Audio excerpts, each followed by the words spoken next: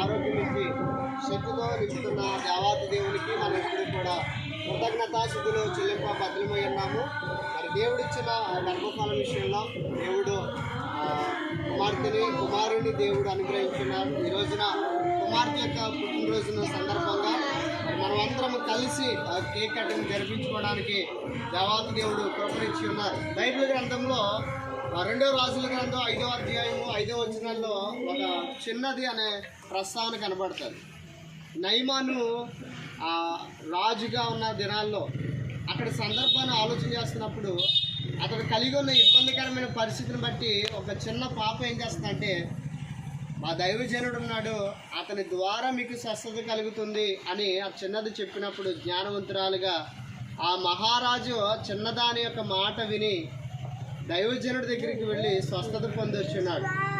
దేవుని దాసులుగా జ్ఞాపకం చేసే విషయాలు ఏంటంటే, ఆ చిన్న బిడ్డకి దేవుడు అంత జ్ఞానాన్ని ఇచ్చాడో మరి దేవిశ్రీ కూడా అంత మంచి జ్ఞానాన్ని ఇచ్చి శక్తితోనిచ్చి ఆరోగ్యమును ఇవ్వాలని దేవుని దాసులుగా మనసారా కోరుకుంటున్నాను.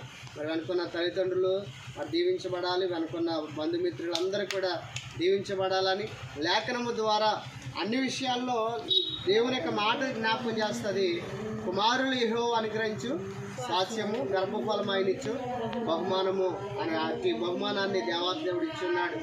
మరి దేవాతి దేవుడు ఇచ్చిన ఇంత గొప్ప బహుమానాన్ని బట్టి మరి ఎంతో సంతోషిస్తున్నారు. ఈ ఒక మాట చెప్పాలంటే, మనం ఎన్ని కలిగి ఉన్నా ఏమి లేకున్నా బిడ్డలు కలిగి ఉన్నప్పుడు అదే ఆస్తి. దేవుడు తల్లిదండ్రులకి ఇచ్చే ఆస్తి ఏంటంటే, తల్లిదండ్రులుగా బిడ్డలు కలిగి ఉన్నప్పుడు వారిని చూసి చాలా సంతోషిస్తారు. మరి బిడ్డలు ఇచ్చి వారి దేవాతి దేవుడు వారు సంతోషించి కృపణ దేవాతి దేవుడు ఇచ్చి ఉన్నాడు. కాబట్టి ఈ రోజున వాస్తవానికి నిజంగా ఈ రోజునే కూడికి జరగాలి. మరి కలిగి ఉన్న పరిస్థితిని బట్టి రేపటికి మార్చి ఉన్నారు కనుక మరి ఏదేమైనా జరగవలసిన కార్యక్రమం ఈ రోజున జరిపించడానికి దేవాతి దేవుడు కృప ఇచ్చి ఉన్నారు. ఈ సమయంలో ప్రార్థన చేసుకుందాం. ప్రార్థన చేసుకుని కేక్ కటింగ్ జరిగించుకుందాం. ఆ దేవుడి కొద్ది మాటలు దీవించి ఆశీర్వదించును గాక. ఆమె అందరూ కూడా తలలో ఉంచుదాం, ప్రార్థన చేసుకుందాం. ప్రార్థన చేసిన అనంతరం కేక్ కటింగ్ జరిగించుకుందాం. వసంత్ నువ్వు కూడా ముందుకు వచ్చావు. ప్రార్థన చేద్దాం.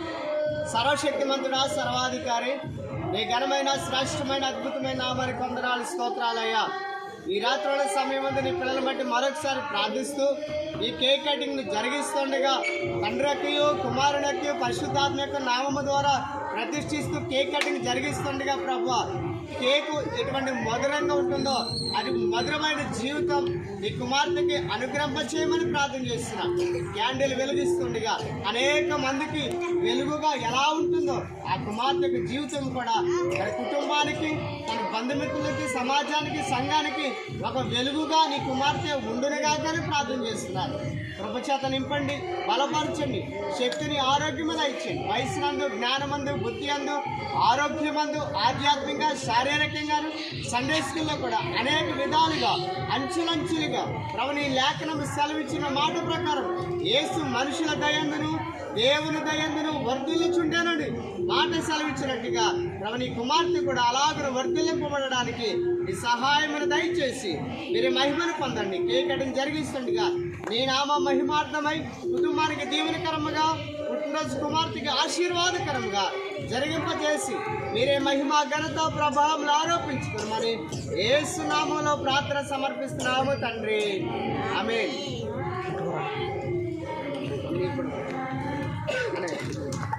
జరిగిస్తా భయపడదు కదా, భయపడి అసలు మనకి కేక్ కూడా చేయరు. అది ఎలుగు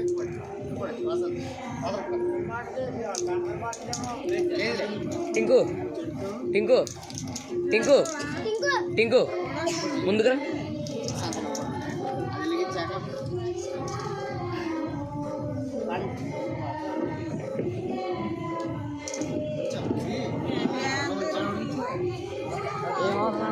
ఇప్పుడు దగ్గర వసంత నువ్వు కూడా చేయలేదు కదా, నువ్వు కూడా చేయ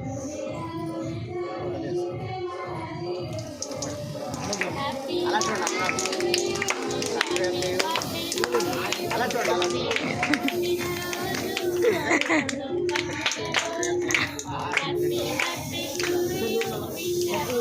అలా చూడండి.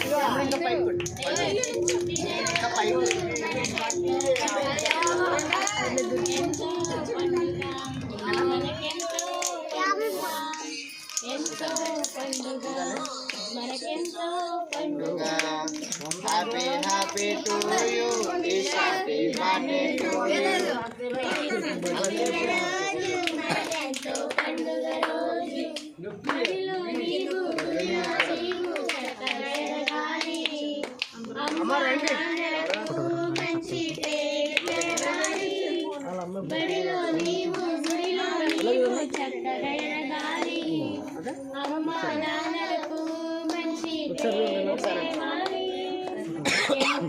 పండుగ మనకెంతో పండుగ ఎంతో పండుగ మనకెంతో పండుగ happy happy to you happy birthday to